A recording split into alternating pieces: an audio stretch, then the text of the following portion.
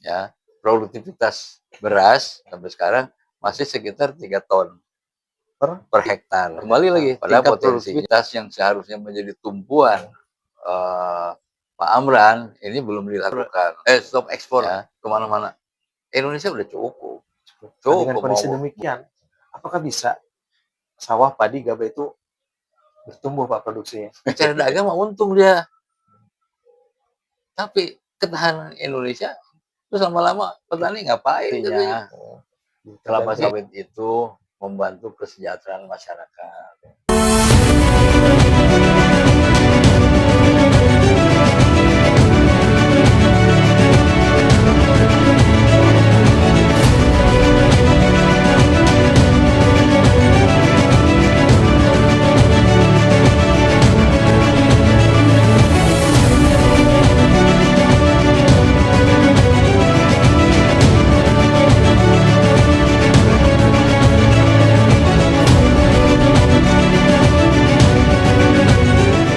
Assalamualaikum warahmatullahi wabarakatuh.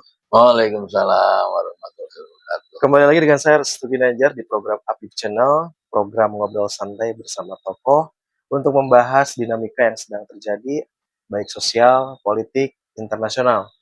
Dan pada kesempatan kali ini, menjelang Lebaran, dengan harga-harga yang mulai bervariatif, ada yang naik, ada yang turun, kita ingin ngobrol bersama Pak Mehmet Hakim sebagai senior agronomis. Kalau saya bilangnya maestro pertanian nih Pak. Jadi pada kesempatan ini saya ingin membahas mengenai kondisi saat ini Pak, pangan apapun kita ingin bahas. Karena kemarin beberapa waktu yang lalu kita ngobrol juga dengan Pak Mehmet tentang ketahanan pangan. Nah jadi sekaligus ingin belajar, saya pribadi ingin belajar ke Pak Mehmet, sekaligus ingin ngobrol juga. Nah, Pak Mehmet masih segar puasanya Pak? Sehat, Alhamdulillah. Pak? Semangat dulu Pak. Semangat. Oke, nah jadi pada kesempatan ini saya pengen ngobrol mengenai situasi ini menjelang Lebaran Pak, terutama harga-harga juga ya Pak. Mungkin Pak Mehmet ikut serta memperhatikannya. Nah, jadi pada momen ini saya ingin langsung saja Pak. Pak Mehmet, kondisi pangan Indonesia ini seperti apa saat ini Pak di bawah kepemimpinan Pak Prabowo dengan menterinya Pak Amran? Niatnya menggembirakan. Niat apanya Pak? Niat politiknya Ya. untuk memperbaiki ketahanan pangan dan energi itu sangat menggembirakan. Ya. Tapi implementasinya kayaknya belum loh. Belum. Contohnya yang apa Pak yang membuat menggembirakan itu apa Pak? Saya ambil ada 3 aja ya. Ya. Beras, minyak goreng, ya, sama gula. Ada 3 aja lah. Ini kan pangan semua ya. Ya. Walaupun sawit bisa juga untuk membantu BBM, diesel atau bensin ya. Nah di bidang beras hampir semua ya itu belum terlihat upaya peningkatan produktivitas dari 3 yang tadi disebutkan. Dari tiga-tiganya belum terlihat ya. Tapi Pak Menteri Pertanian Pak Amran sudah berusaha di bidang perdagangannya, yes. Misalnya ada koruptor di situ udah disikat, ada broker yang ada di tengah-tengah itu juga ditertibkan, betul. Tapi di tingkat petani belum. Ya. Bahwa pupuk subsidi di beras sudah ditertibkan, iya juga. Ya. Tapi kembali lagi tingkat produktivitas yang seharusnya menjadi tumpuan Pak Amran ini belum dilakukan. Ya, produktivitas beras sampai sekarang masih sekitar 3 ton per hektar. Padahal potensinya bisa 5 ton atau bahkan lebih dari 5 ton ya. Ada beberapa yang 7 ton ada. Tapi katakanlah ini 5 ton lah. Kalau 80% aja kita mencapai potensi itu, artinya 4 ton. Nah, 4 ton kita sudah bisa ekspor bahkan. Keluar ya. Kebutuhan beras nasional itu satu bulannya 2,5 juta ton. Nah, kalau kali 12 kan jadi kurang lebih 30 juta ton. Ya. Nah, produksi Indonesia sekarang ini ya itu 30 juta ton. Sekitar itulah ya, plus minus di sana. Kadang lebih, kadang ini. Nah, untuk cadangan, kalau cadangan 2 bulan itu minimal ada 5 juta ton. Cadangan 1 bulan itu 2,5 juta ton. Ya. Kalau mau 2 bulan 5 juta ton. Kalau mau aman banget ya 3 bulan. 7,5 juta ton. Nah, kita untuk cadangan 1 bulan aja belum cukup, ya. Atau kadang-kadang cukup, kadang-kadang enggak gitu, ya, masih fluktuasi ya. Nah, apalagi menjelang musim kemarau yang akan datang. Ya. Di BMKG ya. prediksi akan turun, ya, karena memang danau-danau kita nggak cukup mengambil air panen. Tapi waktu hujan itu dibiarin aja banjir ke laut, gitu ya. Nah, di bidang harga supaya orang mau meningkatkan produktivitas itu harus ada iming-iming, nggak begitu aja. Apa ya, harga dasar gabah sekarang ini 6.500 sekarang nih, idealnya 7.500. Gampangnya gini lah, berapa harga beras rata-rata sekarang? 15.000, bagi 2 aja 7,5. Nah, itu harga petani dapat untung walaupun dikit. Kalau sekarang masih nyumbang. Orang-orang kaya yang punya mobil mewah dan sebagainya itu masih disumbang oleh petani. Masih disumbang oleh negara. Negara kan ada subsidi beras nih. Subsidi berapa? Subsidi pupuk. Pupuk mendorong beras. Nah, itu dimakan sama orang-orang kaya. Kayak di kota-kota gede ya, Jakarta, Bandung, Surabaya. Kan aneh. Bukan orang kaya menyumbang orang miskin. Ini sebaliknya nih. Begitu juga di sawit. Harga sawit sekarang sekitar 20.000 per kilo. Ya, per kilo minyak sawitnya nih. Nah, tapi kalau diuraikan ke belah TBS paling tidak 4.000, 4.200, antara 4.000. Nah, rakyat sekarang kalau misalnya jual TBS ke ini hanya dapat 3.500, itu udah bagus. Ada juga yang masih 3.100 dan sebagainya. Jadi ini soal sense of crisis di Kementerian Perdagangan dan Kementerian Pertanian. Yang ini harus diolah terus nih. Kalau enggak, kita akan ketinggalan terus. Tapi ada kemungkinan nggak mungkin Pak Menteri, sekarang kita babat dulu aja mafianya. Udah itu baru kita naikin. Ya, mudah-mudahan. Tapi ini bagusnya simultan ya. Simultan. Berbarengan ya. Nah, kemudian kalau di beras nih, bikin aja misalnya semacam investasi lah, membantu koperasi. Kalau dulu namanya unit desa, kalau sekarang namanya Koperasi Merah Putih. Bikinin masing-masing di sana tempat pengeringan gabah, tempat pengeringan jagung. Jadi daya tahannya bisa lebih lama. Sekarang yang bisa beli gabah misalnya cuman Bulog. Bulog udah bagus kerjanya, udah banyak menyerap ya, udah menyerap gabah. Tapi belum cukup untuk menjaga harga ini. Harga dasar 6.500 itu belum membuat petani ini bahagia lah. Tapi mungkin nggak maaf dipotong dulu Pak, untuk Koperasi Merah Putih untuk menampung yang kering-kering ke beras itu Pak, mungkin SDM-nya udah siap? Belum. Tapi arahnya ke sana itu harus perlu diproyeksikan. Ya, karena ini alat ekonomi yang paling depan ya. Terlepaslah dari bahwa wah ini ketuanya korupsi dan sebagainya ya, terlepas ya. Tapi sebagai alat ekonomi itu bagus. Bahwa ini belum tertib ya. Sebagai alat ekonomi, ada beras, ada gabah dipanen langsung ke koperasi, diolah, ditahan sebentar, nanti dia jual ke Bulog. Boleh, nggak apa-apa. Jadi ada perantara ya. Tapi Koperasi Merah Putih harus ngambilnya jangan banyak-banyak untungnya. Karena ini semacam alat dari pemerintah untuk membantu petani supaya lebih kaya. Kalau petani kaya, lingkaran sekitarnya itu akan ikut kaya. Karena roda ekonomi kan makin banyak. Kalau sekarang kan uang ngumpul di Jakarta. Di kota-kota besar lah ya. Bahkan di Singapura, Singapura. Orang Indonesia nih jangan salah, bisa begitu kita bayar tol misalnya punya asing ya, atau bayar apa, ini langsung ke Singapura atau ke Hong Kong ya, walaupun ya katakanlah yang paling banyak kumpulnya di Jakarta. Jadi yang kaya itu orang Jakarta, bukan orang Indonesia secara keseluruhan. Nah, sekarang ke sawit. Sawit juga ini kan sebenarnya apa namanya, Pak Prabowo sudah berulang-ulang mengatakan bahwa kita ini harus bertumbuh pada dua ini, ketahanan pangan dan ketahanan energi ya. Sebentar ya, sebelum ke sawit ke gula dulu.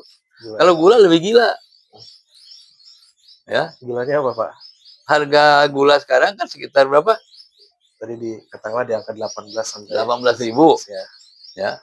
Nah kalau 18.000, nah harga jual dari petani cuma 11.500. Bayang nggak ini? Jadi keuntungannya banyak dimakan sama ini. Coba kalau Pak Amran mulai acak-acak lagi nih, ini tikus-tikus di sini nih. Ini tikusnya banyak yang sipit juga nih. Ya, itu akan katakanlah kalau harga jualnya 18 sampai petani 16.000 udah lumayan. Bagus. Ini 11.500. Jadi kembali petani tebu itu nyumbang orang-orang di kota. Nyumbang industri ini. Ya akhirnya masa nggak malu kita nyumbang petani? Bukannya kita yang petani nyumbang orang kota, bukan sebaliknya. Harusnya malu dong. Ya. Berarti apa langkah yang harus dilakukan segera nih oleh Pak Kementerian Pertanian? Saya pernah nulis itu di buku strategi pangan. Pertama pupuk pada saatnya harus ada, pada saat diperlukan harus tersedia. Nah ini sudah dilaksanakan lah ya. Jalan ya. Kemudian karena subsidi harga sudah lebih bagus. Nah tapi yang lainnya ini belum. Yang lainnya nih, jadi soal sosial ekonominya ini belum diinikan. Di agronominya belum ada peningkatan. Apa teknologi yang bagus? Misalnya saja kan banyak hasil-hasil penelitian bagaimana supaya produktivitas gula atau tebu ini bisa tebu sama beras ini bisa meningkat. Itu ada banyak ya. Bahkan tebu kita aja di Unpad nih bisa lah kalau untuk 50% meningkat. Ada teknologinya. Ya jelek-jelek 30% lah. Pernah ditawarkan ke Kementerian? Ya nggak ini juga ya, karena tidak mudah menawarkan teknologi ke pemerintah itu. Pemerintahnya kan sekarang nggak konsentrasi ke situ. Bagaimana barangkali pilkada atau pilpres yang akan datang kali ya. Ya kalau soal sawit itu mirip-mirip. Produktivitas nasional itu sekitar 48, 50 sampai 52 juta itu aja kita. Dari dulu sampai sekarang masih kisaran itu. Arealnya masih sekitar 17 juta hektar. Nah, kebutuhan kita untuk ekspor aja, untuk dalam negeri itu sekitar 25 juta ton. Jadi yang boleh diekspor itu 25 juta ton aja. Nah ini sering ada nyolong-nyolong supaya yang 25 juta dalam jatah dalam negeri ini dikurangin, ekspor lah karena harganya lebih bagus dan sebagainya gitu ya. Ini peran Departemen Perdagangan, bukan di Kementerian Pertanian ya. Bahwa produksinya itu diatur, yang ngatur ini kan perizinan. Nah keperdagangan ini banyak masalah di sini. Padahal gampang itu mah udah bisa kelihatan. Ini produksinya dari mana aja, pengusahanya ini berapa setiap bulan ini. Nah, satu peluang yang tidak pernah atau bukan tidak pernah ya, sampai sekarang belum dilihat oleh pemerintah itu pupuk. Kalau misalnya dikasih pupuk subsidi aja total nih untuk ini kebutuhannya kurang lebih 90 triliun. Itu produksi minimal meningkat 30%. 30%. Karena ini kan kebanyakan hibrida. Katakanlah 95% itu hibrida. Hibrida tuh haus pada pupuk. Kalau pupuknya banyak, produksinya tinggi. Nah, kalau nggak dipupuk ya kayak gitu. Sekarang ini saya kan suka keliling nih Ya. ke beberapa daerah di Indonesia. Bukan punya petani saya yang nggak dipupuk itu, punya perusahaan swasta aja. Kayak di sini ada deh, di Jawa Barat nih ada satu perusahaan belasan tahun nggak pernah dipupuk. Ya gimana mau produksi banyak? Nggak ada. Cuma tergantung dari Allah aja gitu ya. Oh, aja. Oke Pak. Nah ini banyak nih gini. Oke, ini menarik Pak mengenai sawit gitu ya Pak. Kita untuk di umum aja ya Pak. Kadang sawit juga Pak ada, bukan saya bilangnya stigma di orang gitu Pak. Sawit itu ada yang bilang ini merusak lingkungan. Ini ada yang negatif-negatifnya lah Pak.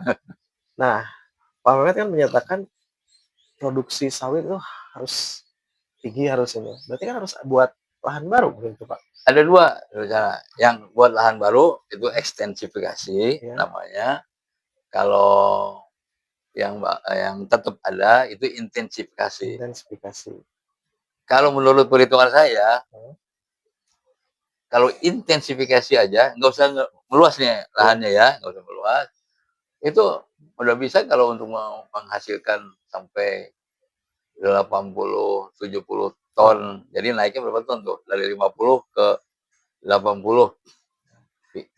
Naik 30 ton. 30 ton 60%. Bisa. Kasih aja pupuk.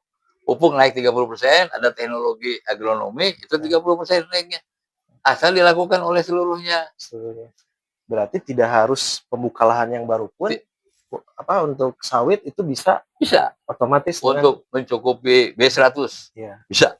B100 untuk pengganti ya BBM itu ya. Ya, tapi untuk nambah bensin itu kurang.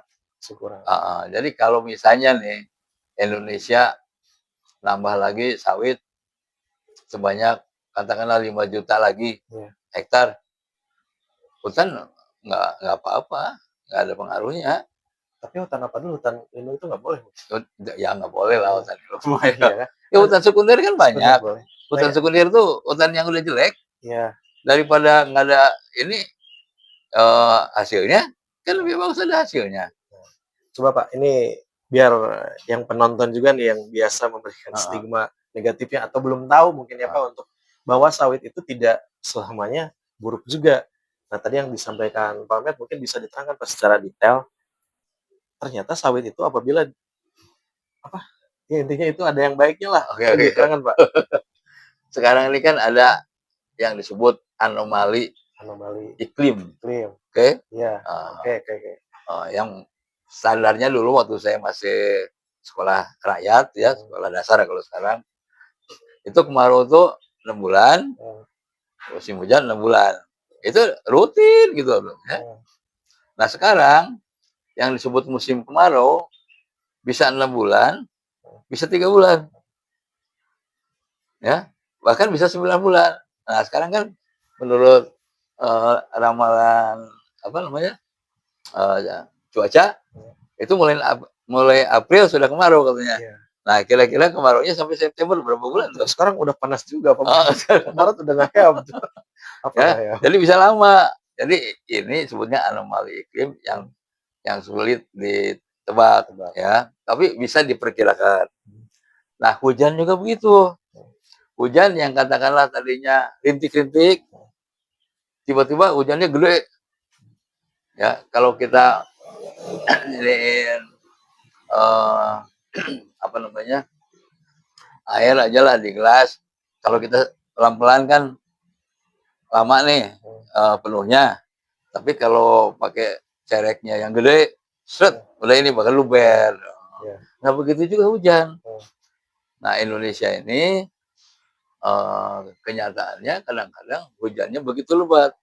Kalau dalam ukuran teknis itu dinyatakan dengan milimeter hujan.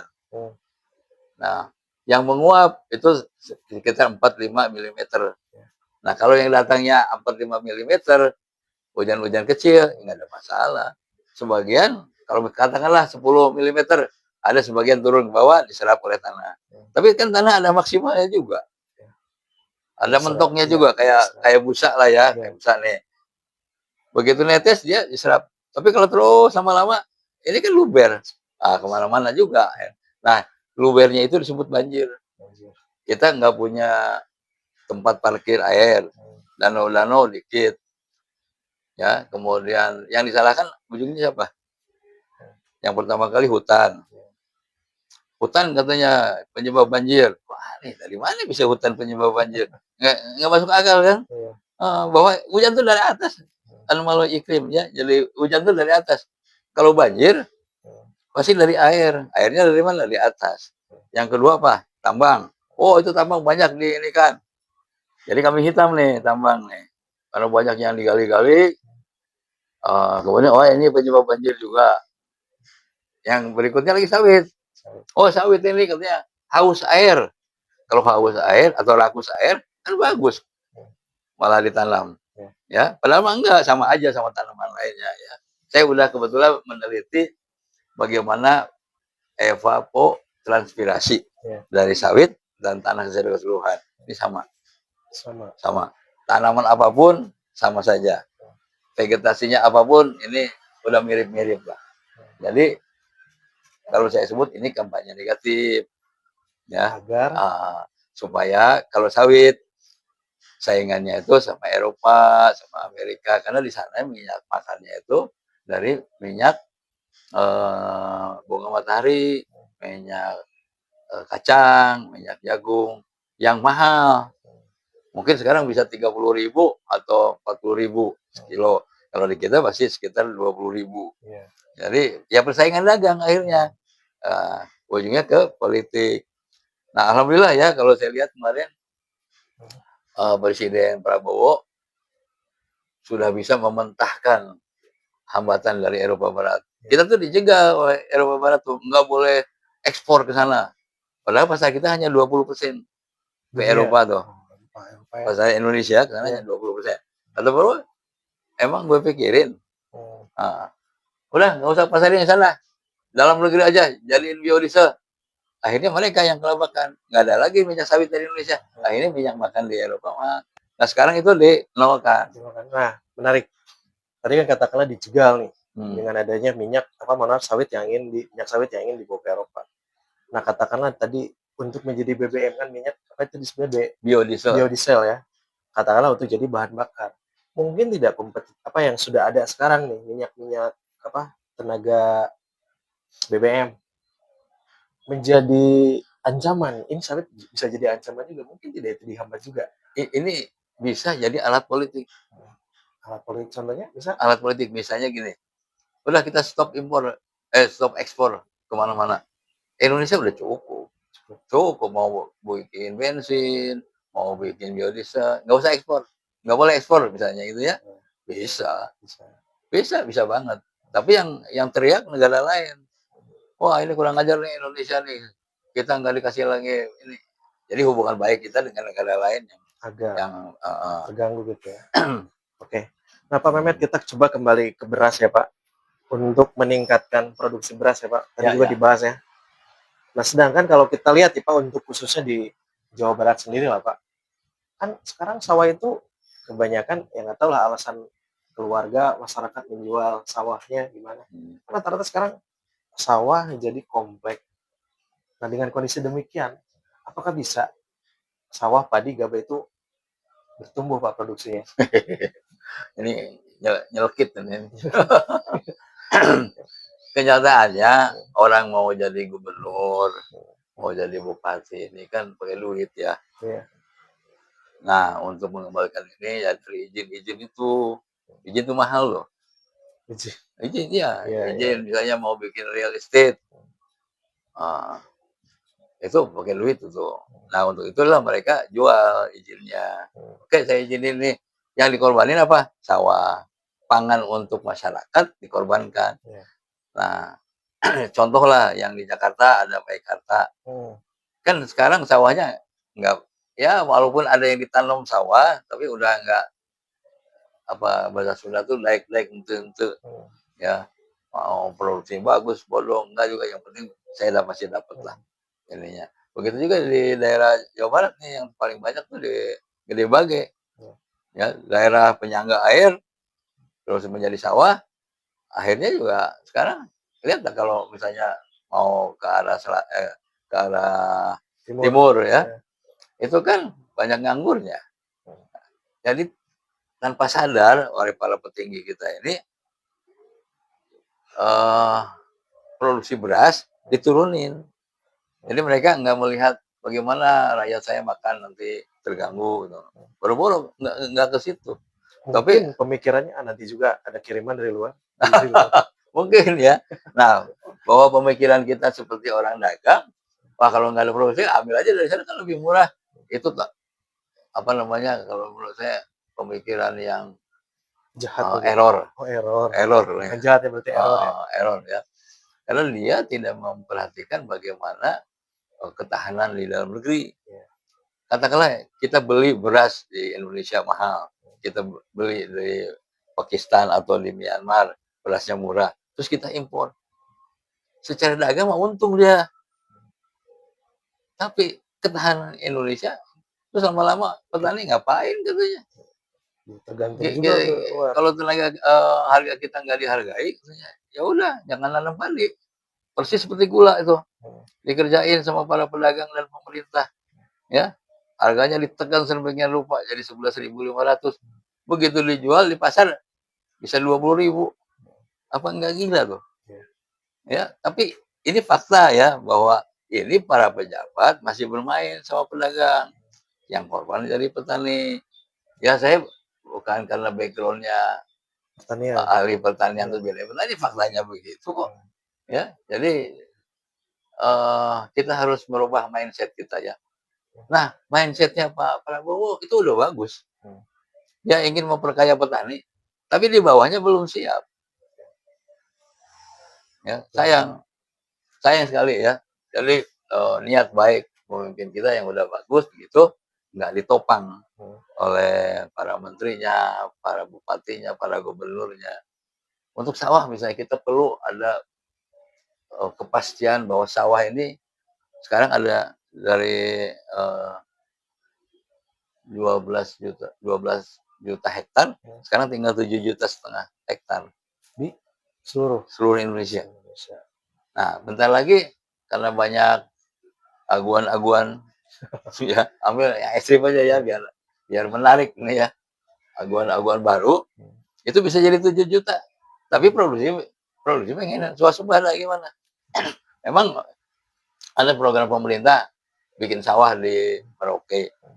Ya, kalau bikin baru itu perlu waktu lama beberapa tahun. Kalau kita mau bikin 1 juta hektar itu sejak Pak Harto, Pak siapa lagi Pak Susilo ya, Pak SBY itu sama, tapi semua gagal karena iklim tanah itu berbeda dengan ini. Kemudian SDM, program transmigrasi itu sebenarnya bagus. Jadi merata tuh kemana-mana tanaman sawahnya, padinya. Tapi kan dianggap sebagai ekspor orang Jawa katanya. Nah ini jadi politis sama ini ya. Kalau kita mau bicara teknis dan politis itu sebenarnya bagus. Jadi kita gabungkan. Nah, Oke. Nah mungkin ini Pak ada pertanyaan muncul, tapi nggak tahu layak ditanyakan atau enggak Pak. Kalau nih pandangan Muhammad, lebih baik memperbesar areal sawah atau memperbesar areal kebun sawit? Dua-duanya. Dua-duanya dengan alasan? Nah, kan kalau misalnya kita memperbesar areal sawah, itu produksi pasti meningkat. Kalau intensifikasi sebenarnya bisa juga, tapi sampai sekarang belum kelihatan hasilnya. Kalau di sawit, kalau kita mau betul-betul swasembada BBM dari mulai bensin sama solarnya, ya kita perlu lahan sawit lebih luas. Kalau hanya untuk minyak makan dan solar B50, katakanlah sampai solar aja ya, itu sudah cukup. Tapi untuk bensin nggak cukup. Kita kan untuk pesawat terbang udah ada dari sawit. Ya, ada hebat Indonesia ini. Yang pertama kali bikin aftur di dunia dari sawit Indonesia. Yang bikin pertama bensin sawit Indonesia. Bikin minyak diesel Indonesia. Jadi kita jangan minder lah. Jadi orang Indonesia nih. Bagus ya. Tapi bahwa di sana banyak orang-orang politik yang akhirnya menghambat perkembangan ini, yes. Bahwa banyak orang yang tidak peduli atau minimal kurang peduli, yes. Ya, bahwa teknologi yang ada di sini belum semuanya dimanfaatkan, yes. Gitu. Bahkan kalau jadi dulu itu pernah kerja dengan Pak Mehmet ngurus kebun karet ya Pak. Bahkan minyak jelantah, minyak bekas gitu, bisa diolah lagi untuk meningkatkan produksi karet. Saya pernah ngolah langsung, tapi tipsnya nantilah, ini tidak disebarkan di sini ya. Saya tahu tuh tipsnya. Itu bisa jadi solar juga. Bisa jadi ya? Bisa. Jadi dari minyak jelantah, selain bisa untuk karet, meningkatkan produksi karet, bisa untuk solar. Bisa. Nah, sekarang mungkin Pak ada yang disampaikan Pak untuk yang tadi Pak mengenai masyarakat agar jangan takut apabila kebun sawit itu luas atau gimana Pak? Kan sekarang banyak yang berbicara termasuk aktivis-aktivis Pak. Oke, ini mungkin sebagai ilmu baru lah. Kalau bagi saya. Ulasan terakhir lah ya. Iya. Jadi sejatinya kelapa sawit itu membantu kesejahteraan masyarakat tanpa merusak lingkungan. Bahwa banyak hutan yang rusak dimanfaatkan menjadi kebun sawit, kan itu lebih bagus. Ya. Jadi jangan sampai Indonesia ini serba kekurangan. Di pangan kita harus impor, nanti ujung-ujungnya juga minyak harus impor. Kita nggak punya power. Kalau kita perang, misalnya aja seperti Iran, sekarang diserang sama Amerika, kita masih punya kekuatan, karena untuk makan kita kuat. Nah, kalau misalnya kita makan harus impor, baru aja kapalnya berangkat, udah ditembak. Orang udah kelaparan. Ya. Kemudian di bidang gula, banyak para pedagang menyuntik, memberikan pengaruh kepada yang lain, termasuk pada pemerintah. Bahwa di Australia itu atau di Pakistan harga gula lebih murah, kenapa nggak kita impor aja? Ini pernyataan-pernyataan yang konyol. Ini melemahkan daya tahan Indonesia sendiri. Ya, kalau Indonesia memang benar-benar swasembada gula, ya termasuk industri, swasembada beras, swasembada jagung, kemudian bahkan kita bisa menjadi eksportir. Indonesia itu di atas angin, ya. Makin banyak manusia di dunia ini, ya, semakin hari kan semakin banyak nih populasi.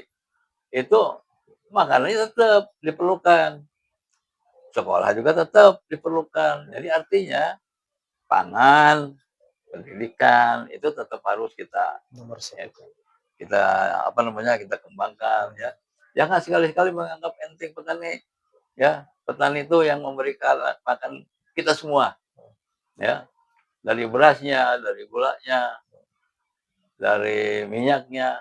Yang kurang ajar ini kita impor beras, impor gula. Alasannya kalau gula, ini untuk pabrik rafinasi tidak mengganggu pasokan nasional. Bohong. Buktinya begitu kita impor udah ada di pasar becek, ya. Jadi tutup aja semua pabrik rafinasi itu, biar semuanya dikerjakan oleh petani Indonesia. Ya, kalau tutup industri sebentar, tapi berikutnya petani kita kuat. Kalau harga makanan meningkat, semua rame, mau ribut. Katakanlah harga beras nih naik dari 15.000 menjadi 17.000. Wah, semua komentar. Apalagi minyak goreng yang dari sawit naik dari 18.000 ke 20.000, semua berkomentar. Tapi kalau mobil naik dari 300 juta ke 500 juta, nggak ada yang komentar tuh. Ya, harga sepeda motor yang harganya 20 juta karena cc-nya aja berubah dikit naik jadi 30 juta, nggak ada yang komentar. Semuanya tenang-tenang aja.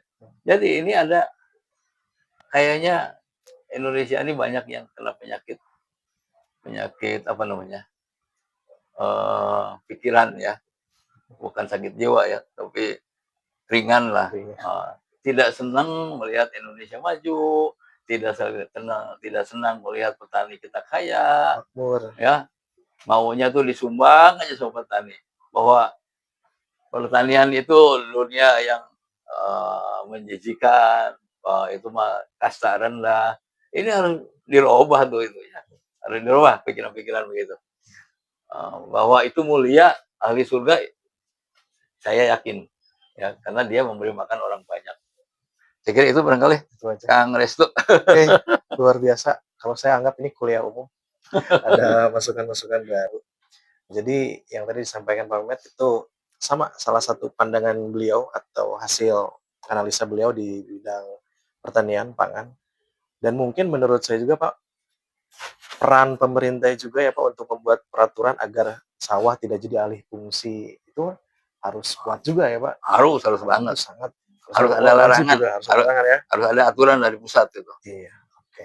Nah, jadi untuk pemirsa APIP sekalian, sampai di sini acaranya, ngobrolnya. Tapi luar biasa, saya dapat ilmu lagi nih dari Pak Mehmet tadi tentang apa ekstensi apa yang sawit ekstensifikasi dan intensifikasi. Nah itu ilmu baru juga. Mungkin hanya anak pertanian yang saya bukan anak pertanian soalnya. Baik, sekali lagi terima kasih Pak Mehmet atas waktunya ngobrolnya. Nanti mungkin udah Lebaran kita ngobrol lagi Pak tentang ini. Siap. MBG belum dibahas. Oh, MBG ya. Nanti itu udah bagus tuh. nanti udah Lebaran kita bahas juga ya. Jadi sekali lagi terima kasih untuk penonton setia APIP Channel, waktunya telah menyaksikan acara-acara kita semua. Sehat selalu, sampai bertemu di acara yang lainnya. Sekali lagi terima kasih, bantu like, subscribe, dan bagikan. Wassalamualaikum warahmatullahi wabarakatuh. Minal aidin, wal faidin, mohon maaf lahir dan batin. Sama-sama. Terima kasih, Pak Mehmet. Terima kasih sama-sama.